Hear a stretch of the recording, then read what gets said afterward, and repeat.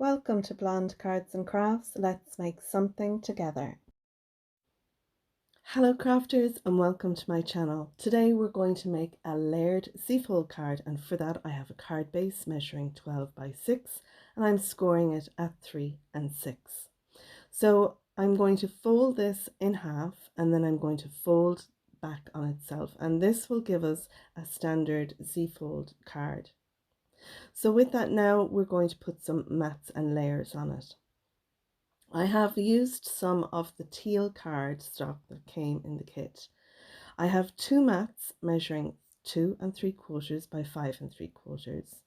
Then I have a teal mat here measuring 5 3/4 by 5 3/4.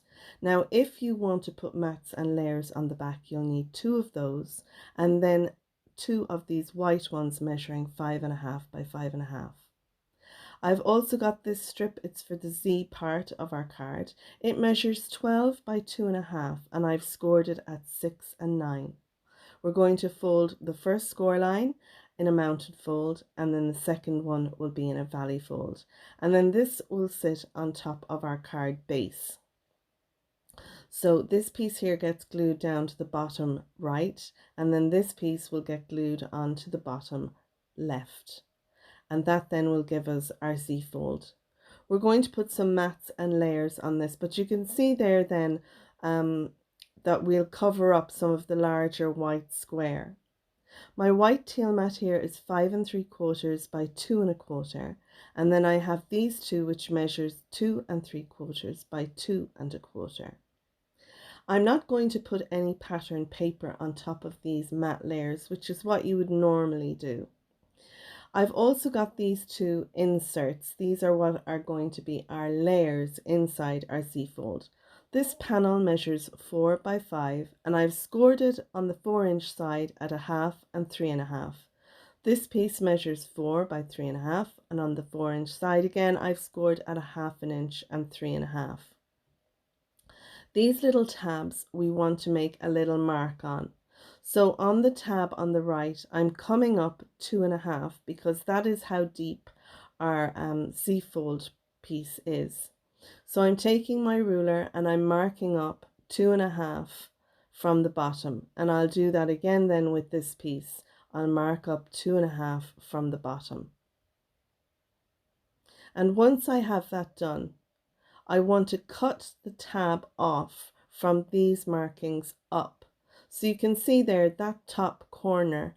I'm going to use my ruler just to show you. If I mark up again 2.5, and then on the other side if I mark up again 2.5, I can join those two dots together because that's the part that I want to cut off. I don't want this tab sticking out. So I've angled a little bit there, and then I'm cutting down along the tab and I'm cutting off the score mark. This needs to be nice and neat. And the reason I'm cutting at an angle there is so that you don't see the top of that tab over the Z part. Okay, so I've got my Kalal glue. I picked up some new bottles from Amazon. These are fine tipped bottles, and as it had a red tip on it, I thought I'd make a new little glue pin for it. So I do have a video on my channel showing you how I make my glue pins, and if you like my glue pins but you don't fancy making one yourself, I do have an Etsy shop and the links are all down below in the description. So if you'd like a glue pin and you'd like to buy one, I'd love if you popped over there to my Etsy shop. So I'm just putting down my teal matte layers, and I know on camera now they look kind of blue, but they're more of a green blue than a blue. I don't know why my camera doesn't pick up the true color, but they really are. It's a really lovely green teal blue color. So now I have the two mats here for this piece. I'm going to put down my teal color one, but I'm not going to put down the white one because I want to stamp on that. And like I said, you can put another mat behind this. So on the back you'll have room to write your message. I didn't have enough of the teal card that came in the kit, and that's why I'm only going to do up a white one, and I'm going to put a matte white layer behind, and I'll stamp on that and put a sentiment, and you'll see that in the photos for a finish. So I've got my stamp now in my stamping platform. I've taken a green Papercraft Society ink that I had in my stash from a previous kit, and I'm going to use that for the stem and leaves, and then the pink color that did come in the kit, I'm using that for the flower head. Now you could use your stencil on over that, and you could put some more ink down using a sponge if you like, but I didn't this time. I've got a sentiment from my staff. It's a Christina Griffith sentiment. And in hindsight, I should have moved this sentiment over more to the right. It does get hidden a little bit behind one of my layered panels. So if you're doing this card, then I recommend you move the sentiment over. Now I'm going to stamp up all the stamps that came, the flower stamps that came in the kit, but I'm cutting off the stem and leaves, and I know some of you won't like to do that, so you can just color the part of the stamp that you want stamped down. But I don't mind doing a little bit of surgery on my stamps, because at the end of the day, when I put this stamp in a stamping platform, the two will join together back again, no problem. So although they become two separate stamps, they do work as one stamp when you need to stamp them. So again, I'm using the ink that came in the kit to stamp my flower heads, and I've just rotated the paper. This pattern paper came in the kit, and I'm going to stamp another set. And like I said, you can color these in using your alcohol markers or your colored pencils. I'm going to take a colored pencil from my stash, and I'm going to just embellish the highlights that are marked there in the stamp. You can also die cut out your flower heads as well as your leaves and stem. I'm using this pattern paper that came in the kit to die cut out all my leaves and stem. But for the flower heads, I'm going to fussy cut them. To be honest, I'm just as happy fussy cutting, because there's nothing worse than you stamp and colour in an image and then you go to die cut it out and it die cuts it out wonky. So, I mean, yeah, there's lots of tips and tricks on die cutting them out perfectly straight, which I do most of the time. But I'm sitting here, I'm listening to some music with Alexa, and I can't say her name out loud, otherwise she'll ask me what I want. But I have some Ed Sheeran, that's what I'm into at the moment, and I'm listening away, and I'm just, well, see, she'll be listening. So I'm just listening to some music, singing along, and I'm doing my die cutting, and I'll get around to my fussy cutting. So I've die cut out the stem and some of the leaves, as well as the shadow for my happy, and I'm delighted with that. And I love the look that this gives my leaves because of the way the pattern paper is done. It gives them a lovely, you know, textured look. So I've fussy cut all my flowers out but this last one, and I'm just showing you how easy it is really just to go around the edges and cut them out. I've put my two happy layers together, and now I'm going to glue that down onto my shadow layer. Once that's done, then I'm going to stick my flower head onto my stem, and some of those little pieces at the bottom are actually leaves, and because I had stamped them in pink, I just fussy cut those off. So now I can glue that down. Isn't that pretty? Now I've just taken a colouring pencil from my stash. I do have the Brute Funner colouring pencils. This is just a watercolour pencil that my daughter Megan, she got me a set when I started crafting, and they were handy on the desk, so I'm just using this. So I just want to add a little bit of shading to this.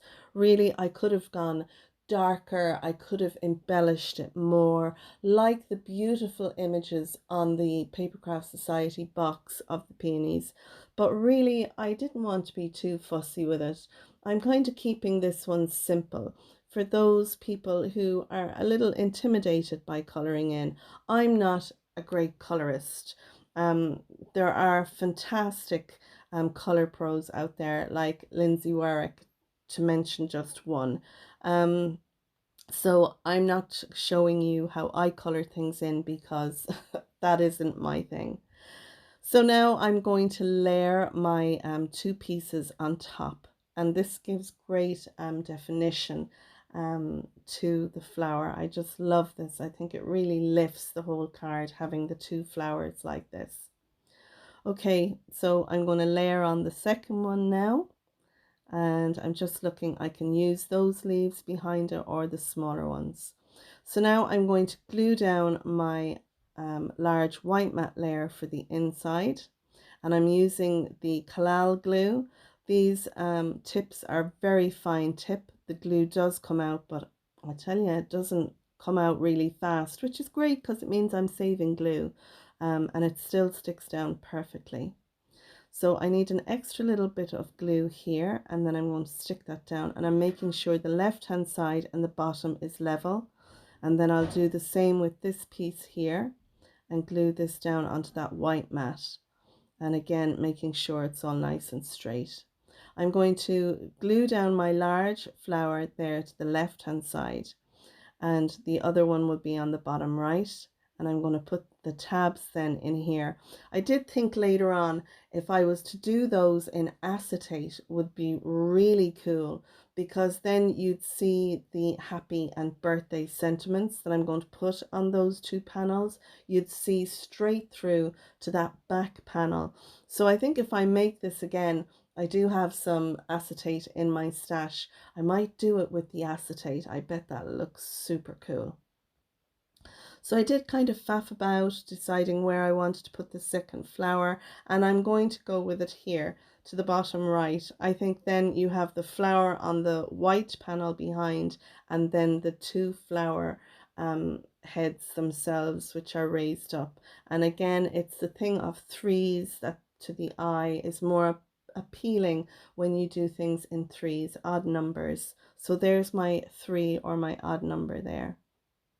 So now I have those glued down. I want to put my happy on this, but I want to embellish these panels. I'm going to use the 2 layering flower heads to do this. So I'll put each on a block, and then I'm going to take the pink color that came in the kit. I'm going to put it on the large one, and I'm going to stamp this then down. So this is first generation inking, because the ink that goes on the stamp goes straight down onto our page. Then with the smaller one, I'm just bringing in a piece of computer paper that I can stamp off on. What you do is you put ink on your stamp, you stamp off onto your computer paper, and then stamp down onto your panel. That way we'll have a lighter ink color from the second stamp that we've used. So you can see here the darker pink, and then by stamping off and then stamping down, we have a lighter pink. So that will give us our second generation. Now you could do third generation where you stamp off twice, and that'll give an even more faded pink color. So now we want to add our 2 panels in here to the Z-fold part. And I'm going to put some glue down on those. I've used liquid glue, so I can then move them over or back whatever way I need to. I do have some double-sided tape on each of those side pieces, but adding the liquid glue allows me a little bit of movement, and I've just tucked them in there and then closed over the card. I haven't been fussy about it or anything.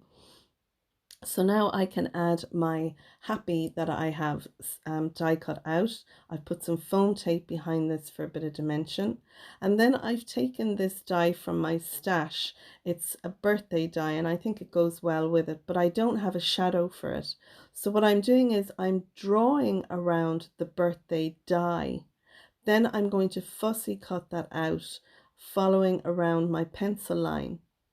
And then once I have that done, it'll give me the perfect shadow for that die cut out birthday word. So if you have any dies in your stash and you would love to have a shadow die for them, but they don't come with a shadow die, then just use the die itself, drawing around it with a pencil, and fussy cut it out. I've just taken an eraser then to rub out the pencil lines that are left, and then I can add some glue to my birthday word, and then I'm going to glue that down onto my shadow. and it fits in perfectly. I love this idea because it gives you an extra use, you know, with your dies. So I've glued that straight on. I haven't added any foam tape to that one. And I love this. I think it's fab. I'm just absolutely delighted with it. I'm going to add some of these little leaves that we cut off to our peony here on the bottom right. And then I've decided there's that big space there beside the long stem of our full flower. And I wanted to add something there. And in the sentiment I stamped, it says, "To a lovely friend on your special day, wishing you happiness in every way." But I thought I'd like to die cut out the word friend and put it into that open space. So you'll see happy birthday friend when the card is open. Now you can see there those extra little pieces of the leaves that I had cut out. I'm adding them onto that large leafed stem. These are the dies that I'm going to use for my friend word. They're the Made to Surprise dies. They're the Funky Alphabet die set, and they're by Made to Surprise, and I'll leave links to them down below.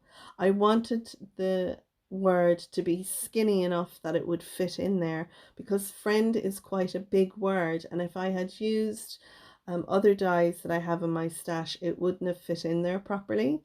So these dies are perfect for that. And when you die cut them out, they actually die cut out the whole panel, so you get all the letters, but you could just use scraps of card over each letter that you want and die cut them out that way. But I just die cut out the whole panel, and I'll keep those extra letters then in with the little folder. So there is my friend sentiment, picking up on the friend in our stamped sentiment. I'm going to embellish it using some Spectrum Noir sparkle pen. I'm also going to use that on the happy and the birthday words as well. And I'm going to go around my two die cut flowers, and I'm going to add a bit of sparkle to them. And I'm also going to add a little bit of sparkle to our large stem as well. So this, I mean, if you go over it a second or third time, each time after it dries, it really does define the sparkle. But if you just go over it once, then you have a lovely subtle sparkle. We got this accent glaze, it's Papercraft accent glaze, in a previous kit, and I'm going to use that to embellish the card. I'm going to use it to do little drops on the cards so they look like water drops, as well as fill in my friend letters. And I'm going to highlight some of the flowers as well, and put little drops around the flowers, and you'll see that better in the pictures that I've taken at the end.